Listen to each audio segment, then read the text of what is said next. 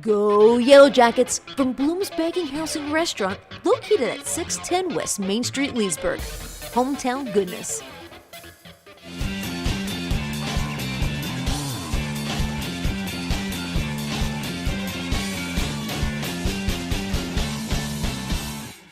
Now, we usually film the show after the football game on Thursday night, right behind the coaches' show. So you'll be able to watch this a week from Friday, or a week from Thursday.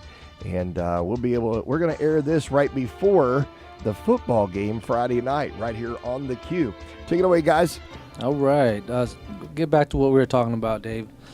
You play offense and defense. Yes, sir. What is your position on the offense? Slot receiver. Slot receiver. How much do you have to mentally transition to the other side of the field? How much of it is different as far as your wide receiver play compared to your defensive play? Do you catch yourself trying to figure out where you're at sometimes with the going back and forth like that? No, sir. They're both pretty simple, You just got to know where to be at, what to run, what the call is, basically. You really just got to know that. With being a wide receiver, how much does that benefit you playing the opposite?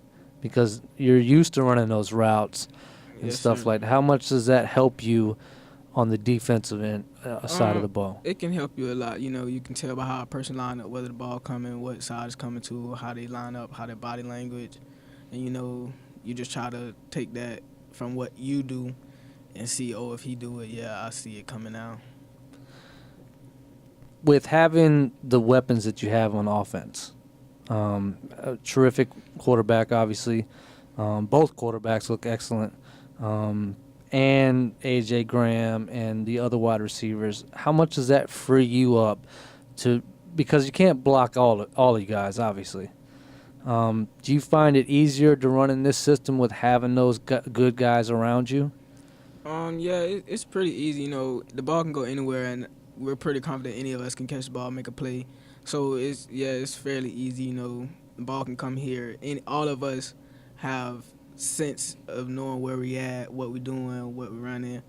So, how long have you played with the guys around you? Did you, like Dallas, play with in the Pop Warner League? Yes, sir. I played with all of them. I played with Rashawn Scott the longest, though. Scott. Yes, sir. What grade are you in now? I'm in 11th. Okay. How long have you been on the varsity program for? Since last year. Since last year. How much, and I don't mean to put you on the spot here, how much has the program changed now that Coach Oates is in charge of it? It changed. It changed a lot. People like to come. People show up. They're motivated to come. Last year it was just, you come to practice, you can or you don't. You don't have to. Wow. But this year, we get penalized for not coming, and so it's making you gonna come. How glad are you that now, from what I understand, last year there wasn't a JV program? No, sir. How glad are you being in 11th? You have one more year, obviously. You're gonna play football, Yes, sir. I'd imagine. How glad are you to have that league behind you now to feed your varsity going forward? I'm pretty happy. Our JV guys, they're some skilled guys, and they're taking time to perfect their craft. And last year we didn't have that. We just had what we had. A lot of people went both ways because we didn't have that many backups, and we didn't have no people to pull up. So you got more strength in numbers now. So. And speaking of defensively, your position, let's talk about that. What do you consider your position now? A hybrid. A hybrid. Can you explain to us what you mean by that? I'm a contained guy on the run, but I can cover the slot receiver. If it's an extra receiver on one side, I'll come out to him and play him and just stop the run. So kind of a jack of all trades then, huh? Yes, sir. That's It's good. a combination linebacker, defensive back. That's what it is. Is that a position that's new to you, or you've always been a defensive back / wide receiver? No, I play inside. I play like linebacker and stuff. So when I moved out, it's just really now I have to contain. When I was inside, I just had to stop and run. But now I got to watch what I do. I can't slant because he might bounce back. So Right. I got to stay, sit, contain. and stuff like that. How hard was it to learn all the? Because you're basically approaching the defense and having to read the offense probably a lot more than you ever did before. How hard is it to transition to a new position? Obviously, taking on way more role than what you had before, just being a linebacker. It was kind of tough at first. You know, I wasn't getting the calls. I wasn't taking my right steps because I was so used to being inside. I'm taking wrong steps, false steps. But now, you know, I caught on to it. I can read what I read tackles, high hat, low hat. You know, I read what they pushing. And we were talking about this on the break. You get film, obviously, from the other team. How much does a high school athlete pay attention to that film and really learn from that film compared to, you know, before you even were able to watch film? What is the difference between being able to study film and not? Do you really dive into it to learn every aspect of it, or from your perspective as an athlete?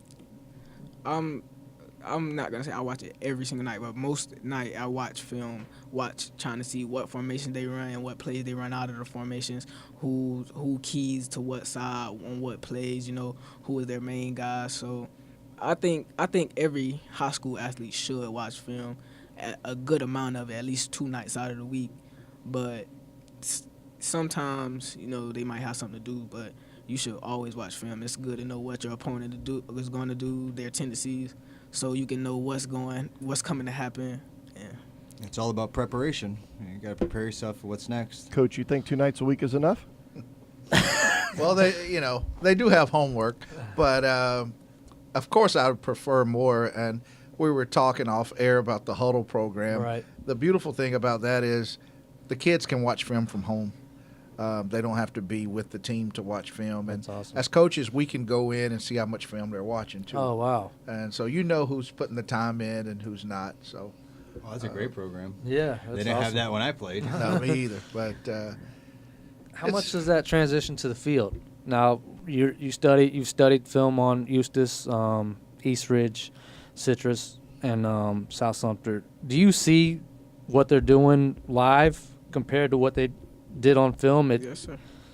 That's awesome. You can tell what they're gonna run, like power when the fullback moves over. It's coming over power. You should know that from watching film. If they run it 2 times out of 3, 9 times out of 10 it's coming here. So you should know where it's coming. Now, do you guys, with the huddle program, do you guys have design film days where you'll sit down with specific units, or the coaches of that unit sit down and go over film that you've guys done, obviously, the week before, and what to prepare for going into the next game? Do you guys? we normally try to get them in as a team on Monday.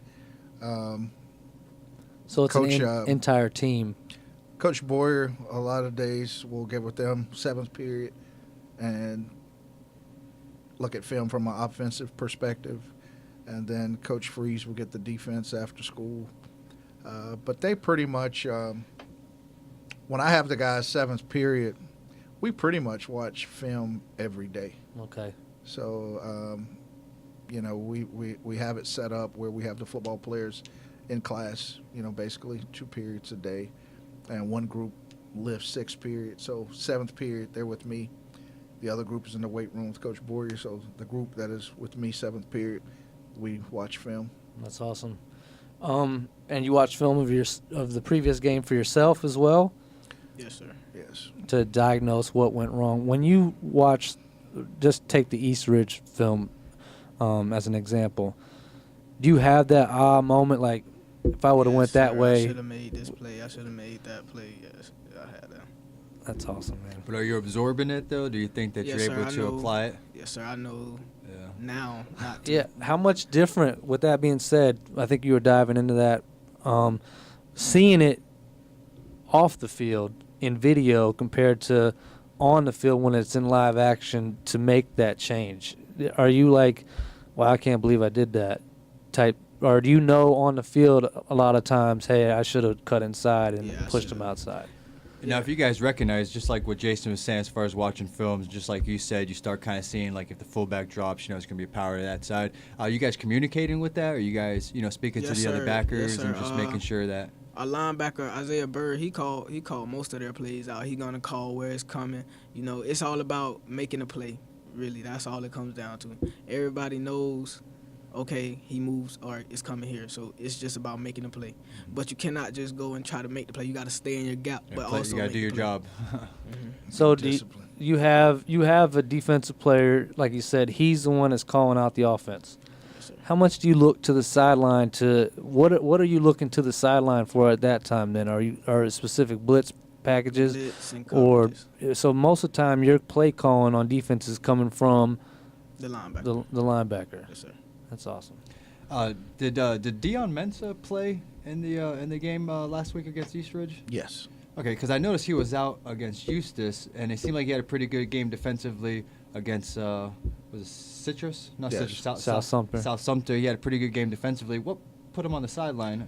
Dion got in a little situation that I wasn't pleased with, Oh, okay. so we didn't play him. It's good discipline. So going forward, we got a home game. Finally back home. It feels like it's been forever. What do you expect this week? I expect my guys to go out and give 100%, and I feel like we have a very good chance to win this game, and that's our mindset going into it, and I feel like we're going to do that. That's awesome.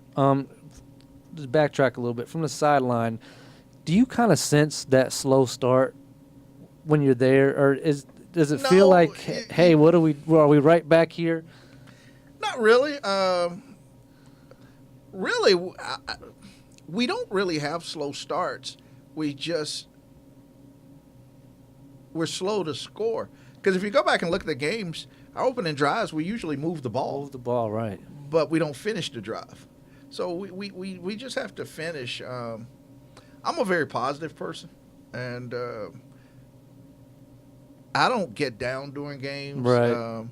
If you ever see me fussing at a kid, it's not because that kid has made a mistake.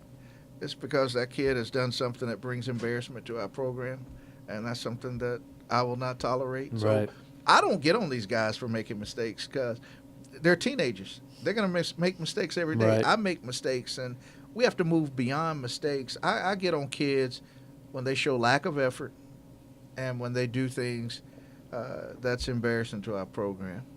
David, I got a question for you. In the games, you're talking about watching films, and you're talking about how you can see and how they line up for the plays. How easy would that be for us to turn the ball over with an interception?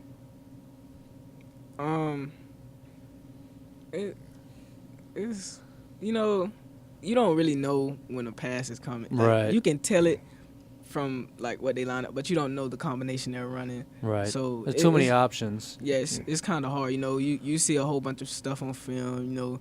Verts, outs, slant. So you never know when the slant ball coming. But if you sit and actually take the time, some people could, like how they lined up, spacing and all that. Especially like what Coach was saying, if you're either receiver, obviously you as a defensive back hybrid, you're watching the quarterback as well. Yes, sir. And if you're either receiver, obviously you know where he's looking. When AJ came in the game, just seemed like the offense meshed really well. Honestly, That's what everybody thinks. Both of the plays, the touchdown and the 2-point conversion, were actually running plays that AJ actually botched. So he had to make a play. AJ turned the wrong way on both of those plays. They were Right. both. One was a counter and one was a power, and he turned the wrong way. So he had to create something. Neither one of those plays was a design pass, right. but It looked good. it looked good. It showed his pocket. Fooled you, presence. right, Jason? It showed Yeah, I his mean, pocket on the presence. 2-point, you could see that he went the wrong direction because the back wasn't there. I couldn't tell on the touchdown. Yeah, it's funny. Everybody's been coming up to me since then talking about that, and I thought it was kind of funny. I was like, yeah, should have been a run, but it worked out. But it speaks to the offense itself, and I'm not meaning it in a negative way. But when you guys score with Wyatt, it's that way as well. It's everything's on point.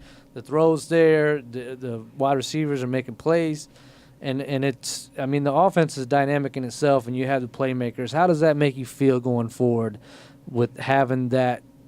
It didn't skip a beat, even though it was the wrong play. It seemed like it didn't skip a beat with AJ, and I know he played a lot last year too. Right. So Yeah, that could I help. have complete confidence in AJ.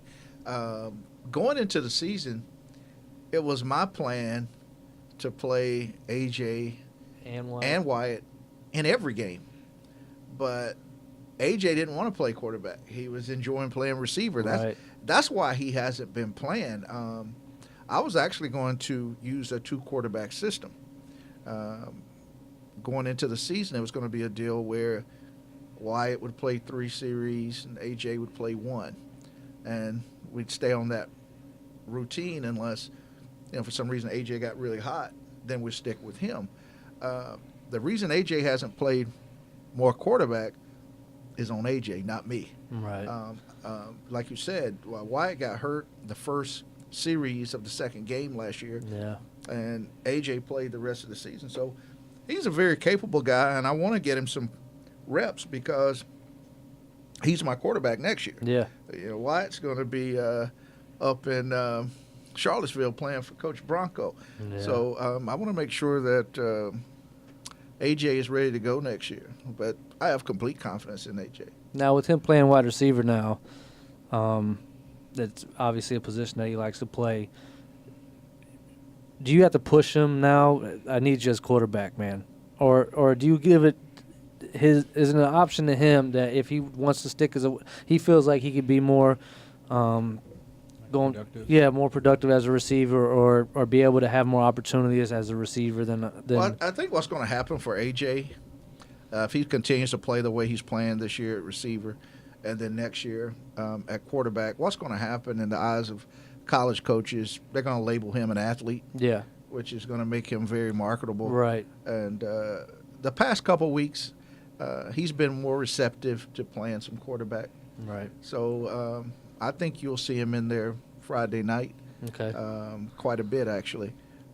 But now, are you doing that? What your plan was to run a 2 quarterback system? Were you doing that more so to save the legs or just to add a different dynamic to the offense?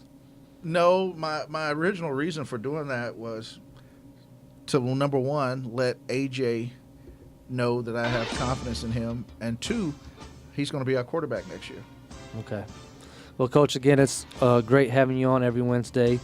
Hopefully this week we get it done and come back here next Wednesday with the win.